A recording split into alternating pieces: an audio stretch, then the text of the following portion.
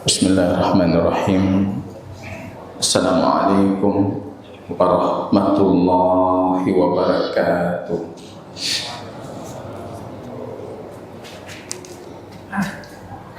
Alhamdulillahi rabbil alamin.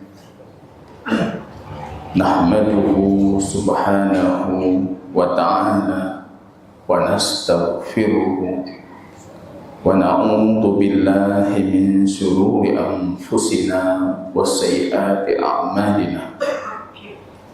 May yahdihillahu fala mudilla lahu wa may yudlilhu fala hadiya lahu.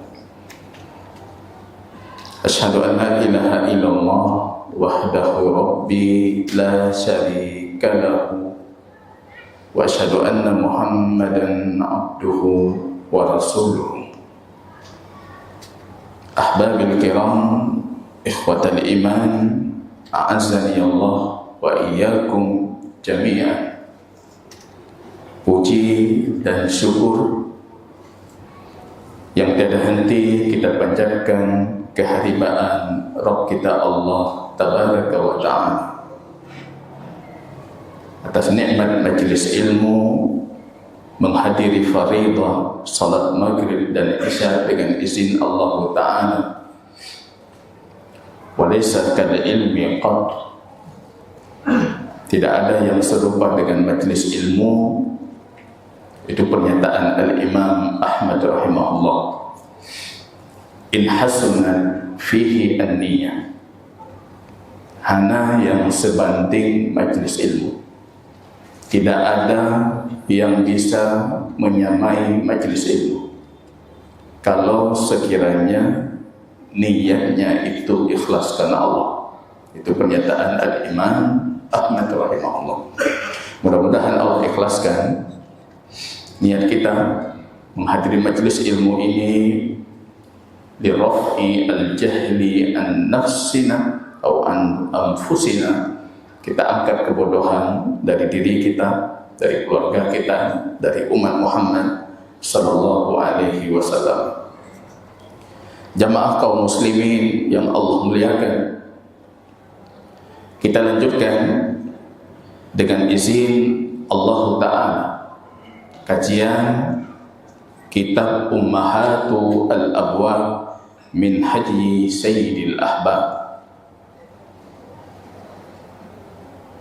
Itu sebuah kutip kecil yang saya tulis dan saya rangkum dari sekitar 100 hadis baginda Rasul sallallahu alaihi wasallam min Hadyi Sayyidil Ahbab, dari petunjuk penghulu orang terkasih yaitu Muhammad sallallahu alaihi wasallam, yang bersifat ibadah praktis, ibadah yang praktis dan mudah diaplikasikan oleh jamaah. Kita pilih dari setiap bab hadis induk yang dikenal dengan Ummul Bab, hadis induk yang sifat hadisnya punya makna yang komprehensif, mencakup secara keseluruhan materi dari bab fikih tertentu. Jamaah kaum muslimin yang Allah muliakan, malam ini sebagaimana kita janjikan sebelumnya, kita akan melanjuti tentang perihal tata cara salat atau hukum berkaitan dengan salat setelah kita kaji di malam sebelumnya hukum berkaitan dengan jamak salat, menggabungkan dua salat yang punya satu waktu darurat, zuhur, asar, maghrib, isya. Kalau boleh mengkaji kembali, mungkin saya juga perlu mengetahui pemahaman jamaah untuk materi yang sudah kita berikan. Ada beberapa sebab dari baginda Rasul sallallahu alaihi wasallam yang menjadi penyebab diringankannya untuk menggabungkan dua salat. Apa saja kemarin? Safar.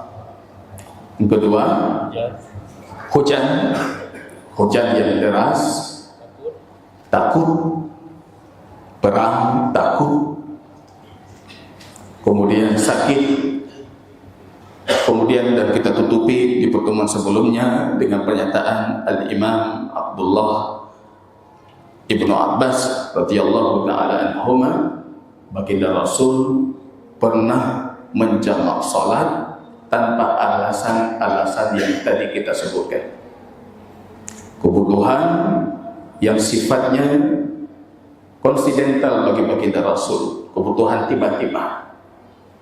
Dan itu jamaah kaum muslimin, sadaqatullahu alaikum kata Rasul, faqbalu sadaqata. Itu sedekah Allah untuk kalian umat Muhammad, maka sepatutnya kalian terima sedekah. Watekan makarat pilih jamak salat. Dokter yang sedang melakukan tindakan medis, operasi yang butuh ketelitian, butuh keseriusan, butuh tempo yang panjang, jamak salat. Kalau sekedar hujan Rasul menjamak, Anda untuk memastikan nyawa kaum muslimin lebih utama untuk menjaga. Dan Anda bisa mengkiaskan, menganalogikan kondisi-kondisi lainnya. Kemudian jamaah kaum muslimin yang akan kita kaji, materi lanjutannya, qasru as-salah, mengkasarkan salat. Tapi kasar salat yang pejit dua, yang lejit lejit ke tak kamu ngata orang-orang. Yang pejit kedua, yang le tetap le. Dalam riwayat Imam Ahmad, baginda Rasul mengatakan, wa ammal maghrib fadaka witrun nahar. Maghrib itu tidak dikasar. Itulah witir siang kita, Pak. Witir siang. Kalau dikasar jadi satu tidak mungkin, karena tidak ada sholat yang dilakukan dalam satu rakaat. Witir penutup. Kalau dikasar jadi dua, tidak mungkin juga, karena ini adalah witir penutup untuk siang hari. Baginda Rasul menunjukkan mengatakan wa amma subh. Ini jadi pelajaran bagi para imam kita, kenapa subuh tidak dikasar. Kita katakan situ apa rakaat. Wa amma subuh kata Rasul fatutawwalu fihi al-qira'ah. Maka imam sepatutnya memanjangkan salat. Jadi salat subuh bisa 2 rakaat, tapi bacaannya harus panjang. Dan tradisi salatnya Rasul subuh lebih lama dibandingkan salat lainnya. Rakaat 2 tapi salatnya lebih lama dibandingkan zuhur, dibandingkan isya, dibandingkan asar. Ini jamaah kaum muslimin, kita akan mengkaji hukum berkaitan dengan kasar salat, kasrus salat. Dan ini hukum asal salat kalau merujuk ke hadis Aisyah. Hadis Aisyah, furidatis salatu rak'ataini qabla al-hijrah. Sebelum hijrahnya baginda Rasul, salat itu paling banyak ya cuma 2 rakaat. 2 rakaat. Walamma hajara Rasul sallallahu alaihi wasallam utimmat lil hadar wa ukirrat lis safar. Ketika Rasul sudah hijrah, kondisi kaum muslimin sudah lebih aman, lebih tenang, negara sudah terbentuk, dan Allah menyayangi umat ini, ingin menyempurnakan ganjaran pahala untuk umat Muhammad yang 2 ditambah jadi 4. Bersenang betul. Harus senang kita menyambut itu. Karena itu kasih sayang Allah Rabbul Alamin. Katanya yang kejahan 2 loh. Itu kasih sayang Allah. Dalam kondisi negara sudah stabil, sudah aman, Allah ingin kita mengumpulkan pahala yang lebih banyak. Yang dua dijadikan empat, disempurnakan. Yang dua, wa uqirrat lis-safar, dan ditetapkan hukum yang sama untuk kondisi safar. Safar tetap dua. Ini yang dijadikan dalil oleh Imam Abu Hanifah, musafir wajib salat qasar. Wajib, madhab Abu Hanifah. Dan sembahyang qubah Hanasah wajib, madhab Abu Hanifah. Dan saya walaupun tidak mengatakan wajib, tapi tidak pernah mendapati satu hadis Rasul beliau musafir salatnya disempurnakan 4. Nggak ada hadis. Hadis Aisyah riwayat Daraqutni, hadisnya lemah sekali. Itu lemah sekali. Walaupun jumhur para ulama mengatakan tidak wajib, tapi sunnah qasrus salat fi safar. Kadang-kadang kita dalam kondisi musafir, Pak, untuk kasar salat hana mangat. Nampak boleh. Tidak boleh. Kalau melihat perilaku Rasul, itu semua Rasul kasar. Hadis yang Rasul pernah menyempurnakan, kana yutimmu lis-safari wa yuqassir. Itu hadis lemah sekali. Yang sahih itu cuma perbuatannya Aisyah. Sahabat lain kita tidak mendapatkan nukilan yang serupa. Itu cuma takwilnya Aisyah, ijtihadnya Aisyah, dan beliau salah dalam hal ini. Aisyah mengatakan, saya kuat, saya sanggup. Yang anak sanggup salat dua, alung sanggup. Padahal Rasul Sallallahu Alaihi Wasallam tidak pernah menyempurnakan. Kalau Syekh Islam Ibn Taimiyah termasuk yang menafikan Aisyah menyempurnakan 4 dalam kondisi musafir. Mengatakan nggak mungkin Aisyah menyelisihi Rasulullah. Tapi kenyataannya riwayat sahih dari Aisyah, beliau menyempurnakan. Kita mengatakan itu ijtihadnya. Dan beliau salah dalam berijtihad dalam hal ini, dan salahnya memberikan beliau satu pahala. Ini jamaah kaum muslimin, sekurang-kurangnya dalam hal ini itu madhab mayoritas para ulama dari 4 madhab. Sunnah kasar lebih baik dibandingkan jamaah. Itu paling rendah. Kalau mau lebih kuat lagi, ambil madhab Abu Hanifah, wajib kasar. Yang sempurna boh Hanasah. Mungkin kita tidak mengatakan seperti itu, karena Rasul mengatakan itu sedekah Allah. Maka hendaknya kalian menerima sedekah Allah. Imam Syafi'i jawab, sedekah kan hanya wajib terima. Itu sedekah Allah. Hendaknya kalian menerima sedekah. Sedekah kan tidak wajib kita terima. Ada tiba-tiba, Ustaz ini sedekah, kan tidak wajib saya terima sedekah. Berarti hukumnya tidak wajib. Abu Hanifah menjawab lagi, faqbalu, kalian harus terima, karena ada penegasan terimalah. Hukum asal perintah wajib.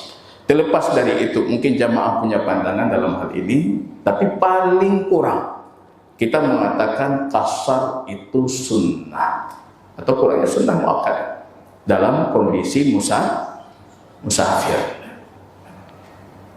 Kemudian jamaah kaum muslimin, kenapa di buku ini saya pisah memang kasar setelah jamak?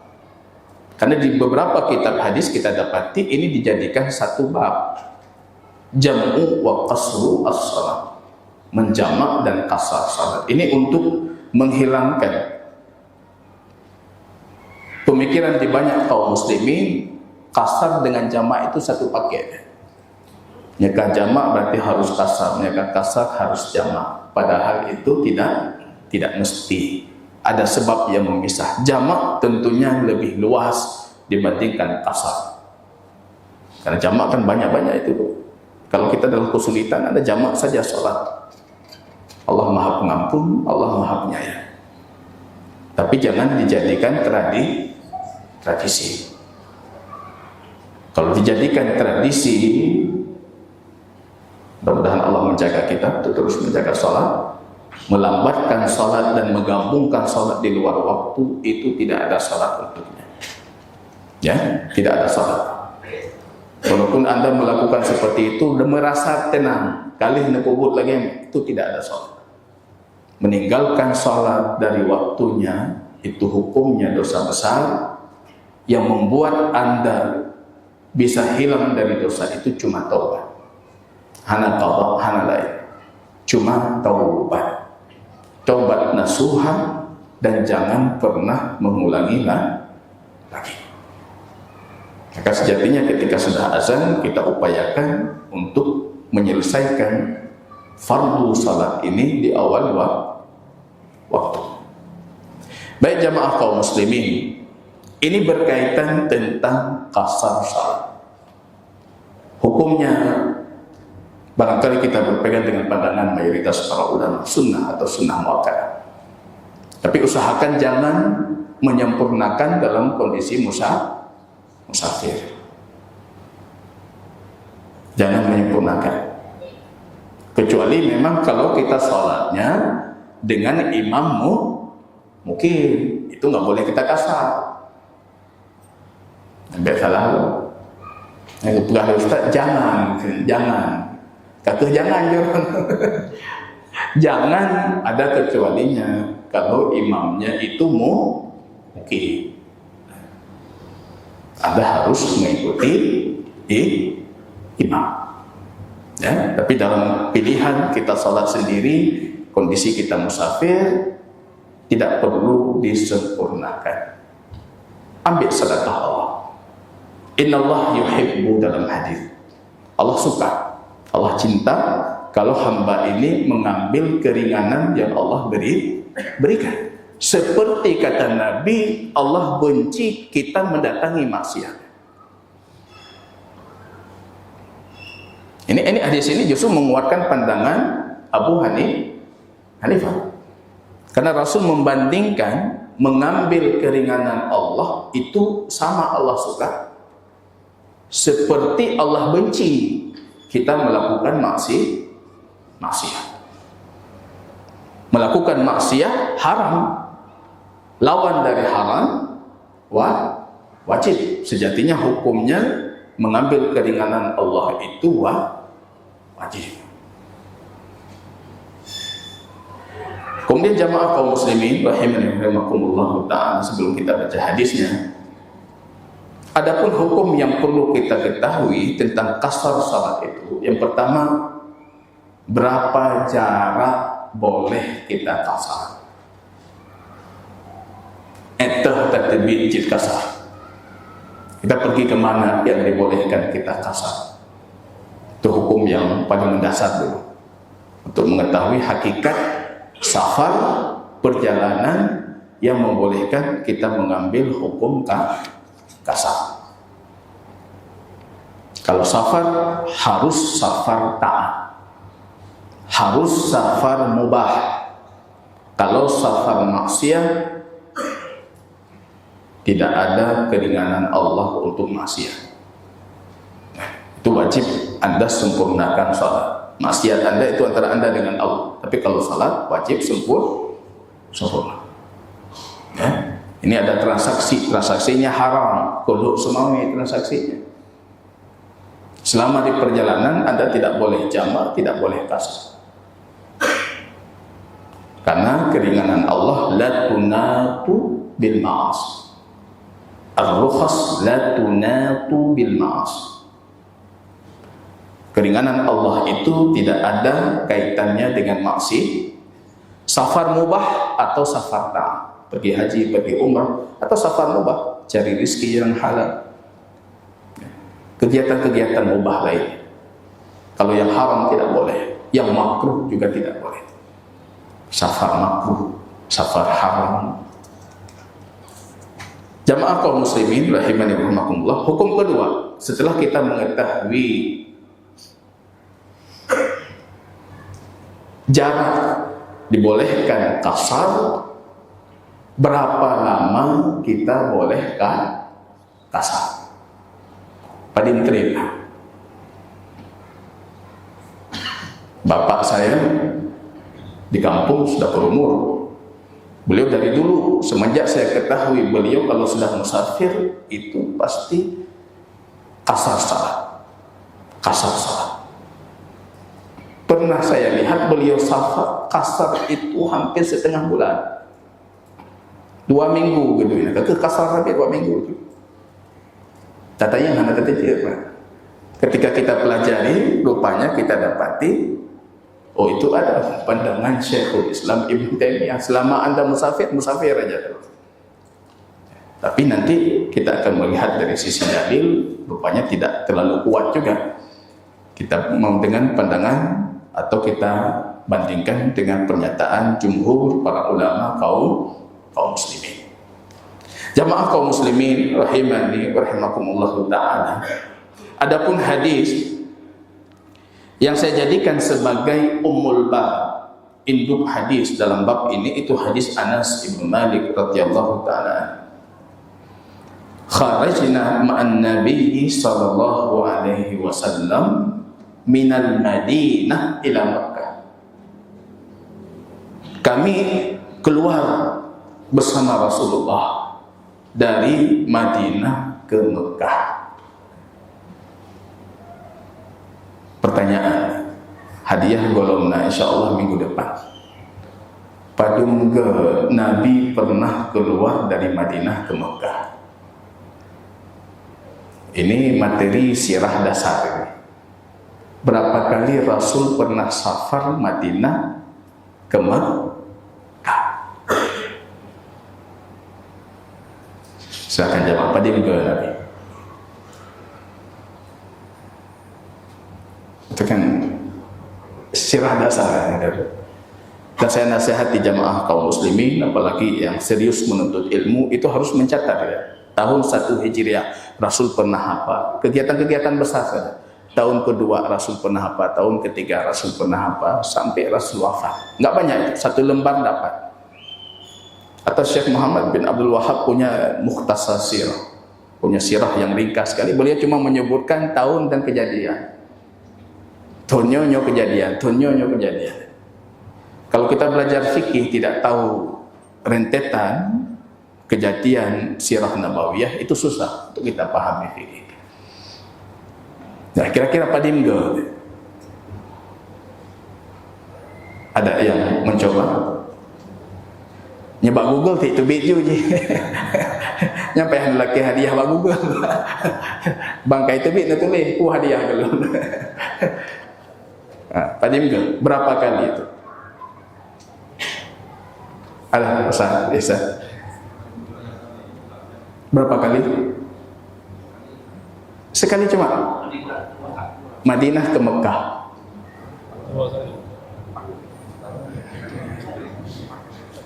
Ini siapa yang jawab pertama ini? Karena kalau saya dengar itu 1 sudah ada yang jawab, 2 sudah, 3 sudah, putih kali.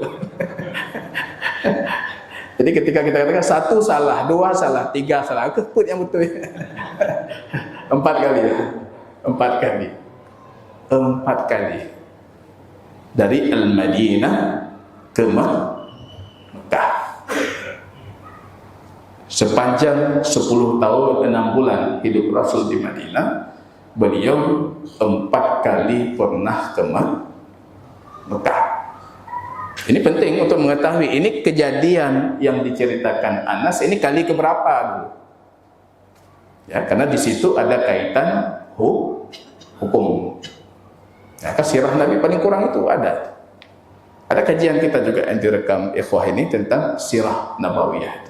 Anda bisa memahami urutan kejadian sirah ya dari tahun-tahun kejadiannya, perjalanan hidup baginda Rasul sallallahu alaihi wasallam. 4 kali. Keluar pertama, umrah gagal. Kemudian sepakat dengan kafir Quraisy, tahun depan balik lagi. Tahun 6 Hijriah, tahun 7 balik lagi. Umrah qadha. Tahun 8 balik lagi dengan pasukan, penaklukan Mekah. Dan balik terakhir di tahun terakhir baginda Rasul, haji wada. Haji wada. 4 kali kejadian. Rasul pergi dari Al-Madinah ke Mekah. Kalau Mekah jangan pakai alif lam. Mekah, Madinah, Al-Madinah. Karena ada muridnya Syekh Muhammad Ibn Salih Utsaimin datang ke beliau. Syekh, ana dhahibun, saya mau pergi. Minal Makkah ila Madinah. Alif lam ibu pak Mekah, ana ibu pak Madinah. Halaka min hajah. Syekh ada perlu mau titip sesuatu. Bersuruh oleh Syekh, cok alif lam pak Mekah, puau Madinah. Alif lam di Mekah pun cok me ke dia. Nah, salah. Dan itu fatal sekali. Masa Mekah pakai alif lam, Al-Madinah harus pakai alif lam. Supaya kita tahu ini Madinahnya Rasulullah. Bukan semua Madinah. Madinah itu kota, mandum kota Madinah. Tapi yang dimaksud Al-Madinah, Madinatul Rasul. Tibatun Taibah. Ya. Tanah yang baik, tanah yang diberkati. Dan tentunya kita semua merindui Madinahnya Rasulullah sallallahu alaihi wasallam. Allah mudahkan insyaallah. Kharajna ma'an nabi minal Madinah. Kalau kita lihat berapa lama baginda Rasul di Mekah, di sini Anas mengatakan 10 hari. Berarti ini perjalanan haji wada. Bukan perjalanan yang ke. Karena di umrah qadha Rasul cuma 3 hari dikasih oleh penduduk Mekah. Karena perjanjiannya Anda melakukan umrah balik lagi keluar tadi.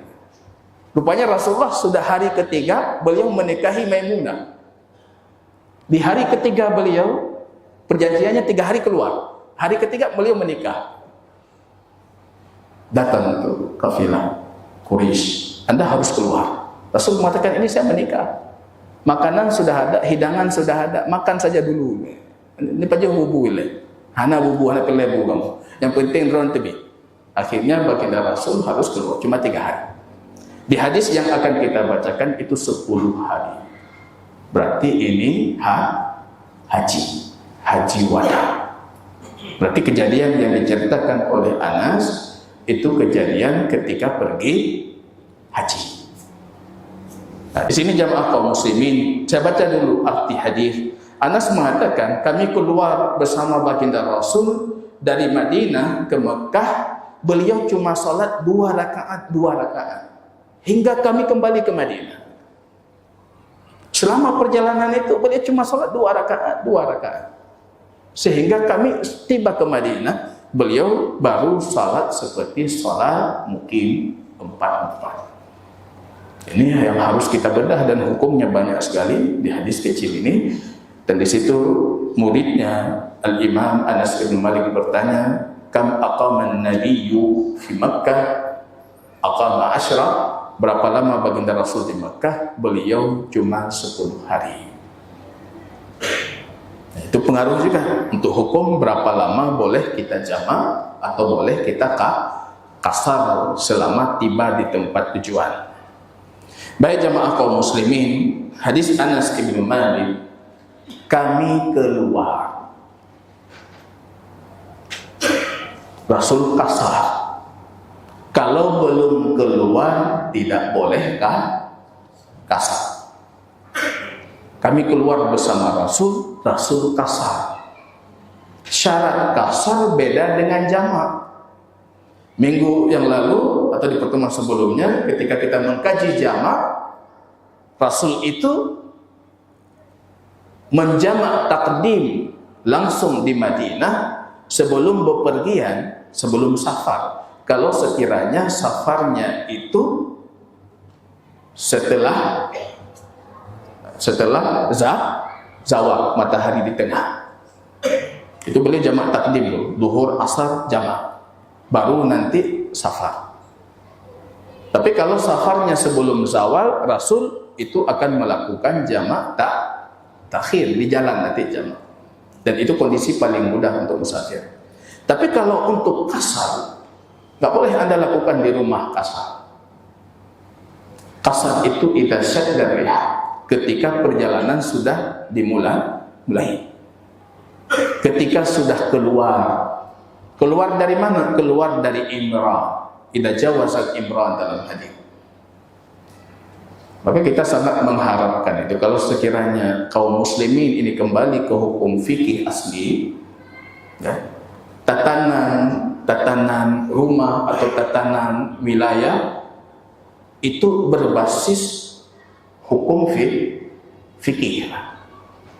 Setiap satu wilayah itu punya imrah, ada pagarnya, ada batasnya, sehingga orang tahu, oh ini sudah keluar sini, kita sudah boleh kasar. Masih di dalam, tidak boleh kan kasar.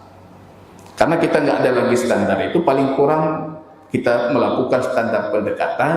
Kalau dalam fikih disebutkan, ketika sudah tidak nampak lagi kampung tinggalnya. Kita mau pergi ke arah timur, Handihli, ini apa wilayah ini? Apa namanya? Banda Aceh besar kali. Lambu atau Ulai Karing, Handihli Ulai Karing. Dalam kondisi ingin melakukan perjalanan, sudah bolehkah kasar? Terus di Lambaru salat, boleh kasar. Ya, sudah melalui atau melewati imrah. Karena hadisnya memang seperti itu. Kalau dalam hadis yang lain Anas mengatakan Salat Nabiyyu fil Madinati arba'ah, ketika di Madinah beliau salat 4 rakaat, ketika tiba di Dzul Hulaifah, yang miqatnya penduduk Madinah, beliau salat 2 rakaat. Hanya sudah keluar dari imrah. Banyak hukum-hukum fikih terkait dengan tata letak tadi, imrah, hukum bina masjid, boleh tidak 2 masjid dalam satu imrah. Jadi standar-standar itu sudah hilang. Jadi resikonya apa? Ada masjid yang padat jamaah, di sisi yang lain ada masjid yang kekurangan jamaah, dan lain sebagainya hukum terkait. Anas mengatakan, kami keluar bersama Nabi SAW dari Madinah ke Mekah. Kalau merujuk riwayat yang lain, baginda Rasul berangkat 4 hari terakhir dari Dzul Qa'dah. Berarti kira-kira kalau kita asumsikan di tahun itu Dzul Qa'dah itu 30 hari, kira-kira Rasul keluar dari Madinah itu di tanggal 26. Atau kalau sekiranya 29 hari, berarti Rasul keluar kira-kira di tanggal 25.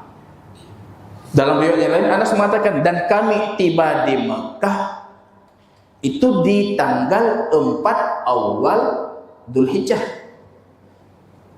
4 awal Dzulhijjah berarti tanggal 4 Rasul di Mekah. Tanggal 4 di Mekah. Haji kapan? Keluar ke Mina tanggal 8. Berarti baginda Rasul 4 hari. Ini yang jadi patokan standar yang dipegang oleh mayoritas para ulama. Musafir itu boleh mengkasar hanya kalau sekiranya di tempat tujuannya 4 hari atau kurang. Itu madhab jumhur. Kalau saudara kita orang-orang Dayak pasti akan berpendapat demikian. Madhab Syafi'i cuma berlaku untuk 4 hari. Lebih pun urah atau niatnya lebih dari 4 hari sudah wajib menyempur. Nah, nyolongwo ubirin rencana si minggu, berarti dari hari pertama sudah sempurna 4 kita salat. Tapi kalau targetnya ini 3 hari atau paling banyak 4 hari, selain hari perjalanan dan hari pulang, 4 hari selain itu madhab mayoritas para ulama dia masih boleh mengqasar. Jadi pegangan mereka hadis ini. Tapi sedikit takalluf, berlebihan. Karena Rasul 10 hari. Kenapa dijadikan 4? Mayoritas yang menjadikan 4 angka itu yang harus dipegang, itu mereka mengatakan nanti Rasul tanggal 8 pergi haji. Itu niat safar baru. Nah, tapi itu berlebihan, berlebihan. Maka kalau kita dengar penjelasan Syekh Muhammad Ibn Utsaimin, beliau seperti gram-gram ya Mas Aceh. Pijit sampai lagi nyampe. Ya. Kadang-kala kita ini ada para ulama kita, rahimahumullah ta'ala, itu sudah punya hukum di kepalanya, kemudian ketika dapat hadis baru dicocokkan dengan hadis. Yang bupah pun. Bankana hadisnya ke banti peluh. Put di Mekah, yang sisanya beliau sudah keluar ke Mina, ke Arafah, ke masyair haji. Tapi itu takalluf. Maka dalam hal ini sepertinya pandangan Syekhul Islam Ibnu Taimiyah atau dipilih oleh Imam Asy-Syaukani dari Yaman dan Durar Al-Mudhi'ah, atau dipilih dari kalangan mu'assirin Syekh Muhammad Ibnu Shalih Al-Utsaimin. Yang penting ada musafir udah qasar. Karena semua ayatnya safar. Enggak ada batasan. Ya, ini jamaah kaum muslimin rahimani rahimakumullah. Berapa masafah jarak yang boleh kita qasar? Kalau kita merujuk pandangan para ulama, itu ada 3 pendapat di sana. Pendapat yang mayoritas para ulama, kalau mayoritas berapa kilometer? 88,7 km atau 88 km. Itu madhab Syafi'i, madhab Maliki, madhab Hambali, bahkan Imam Ahmad juga demikian. Tidak ada hadis yang jelas, yang ada justru riwayat-riwayat sahih dari mayoritas para sahabat Rasulullah. Seperti halnya Imam Abdullah bin Abbas ketika ditanyakan, saya pergi ke Mina, boleh saya qasar? Tidak, kata beliau. Kamu baru boleh qasar kalau pergi ke Jeddah, atau kamu pergi ke Asafan, atau kamu pergi ke sini. Rupanya semua tempat yang beliau sebutkan itu jaraknya 4 burud. 1 burud 4 farsakh, 1 farsakh 3 mil. Berarti kalau kita kalikan dengan hitungan kilometer hari ini, sekitar 88 kilometer. Itu madhab mayoritas, 88 kilometer. Madhab yang kedua, itu hadis Anas yang lain, bukan hadis ini, yang menceritakan Rasul pernah mengqasar dan menjamak salat. Beliau cuma keluar 3 mil. 3 mil. 1 mil tidak sampai 2 kilometer, 3 mil, 5 kilometer setengah, kata Anas, Rasul sudah mengqasar. Hadisnya sahih. Tapi ini mayoritas para ulama mentakwil atau beristihad dalam hadis ini dengan makna yang lain. Ini sulitnya menentukan batas safar ini, karena tindakan Rasul itu tidak ada kabar yang sifatnya perkataan dari Rasul berapa jarak. Yang ada perbuatan Rasul, dan Rasul berbuatnya sesuai kebutuhan. Sesuai kebutuhan. Anas menceritakan 6 kilo Rasul sudah qasar. Mayoritas para ulama mengatakan itu 6 kilo beliau mulai qasar, bukan perjalanannya 6 kilo. Bisa juga kita pahami, nyoti kan?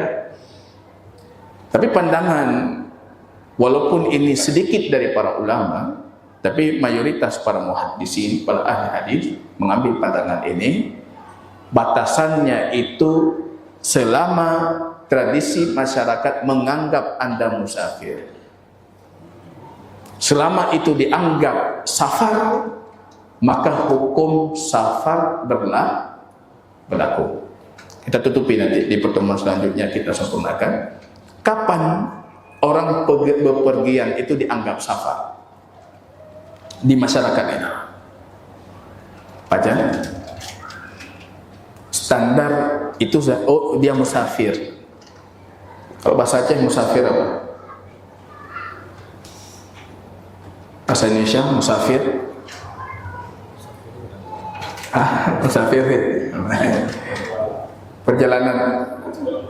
Misalnya kalau kita bepergian, pergi bisa keluar rumah, pergi. Kalau sudah safar, apa bahasa Indonesia-nya?